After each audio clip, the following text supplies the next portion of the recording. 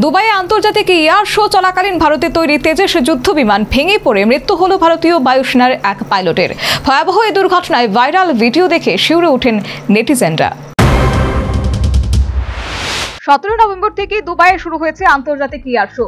23 November পর্যন্ত চলা এই প্রদর্শনীতে বিশ্বের বিভিন্ন দেশ থেকে অংশ নিয়েছে 100টির বেশি বায়ুসেনার যুদ্ধ বিমান।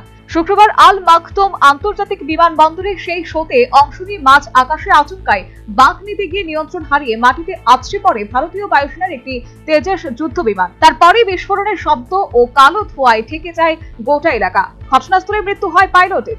ভারতীয় বায়ুসেনার তরফে বিবৃতি দিয়ে মৃত পাইলটের পরিবারের পাশে থাকার বার্তা দেওয়ার পাশাপাশি দুর্ঘটনার কারণ জানতে তদন্ত শুরু করা হয়েছে বলে জানানো হয়েছে। তেজস যুদ্ধ বিমানের ইঞ্জিন ও প্রযুক্তি রাশিয়ার হলেও মেক ইন ইন্ডিয়া প্রকল্পের অধীনে এটি তৈরি করে হিন্দুস্তান অ্যারোনটিক্স লিমিটেড। ফলে ভারত যখন বিশ্বজুড়ে মেক ইন ইন্ডিয়া প্রকল্পে তৈরি পণ্যের বাজার তৈরি করতে চাইছে, তখন আন্তর্জাতিক মঞ্চে ঘটা এই দুর্ঘটনায় নয়াদিল্লির মুখ পুরল বলে মনে করছেন বিশেষজ্ঞরা। পাশাপাশি 2 বছরেরও কম সময়ে দ্বিতীয়বার তেজস যুদ্ধ বিমান দুর্ঘটনাগ্রস্ত হওয়ায় এই বিমানের কার্যকারিতা নিয়েও প্রশ্ন উঠছে। Bureau report, news vanguard. Last 10 minutes.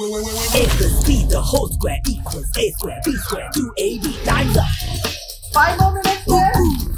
I've got so much time and peace of mind.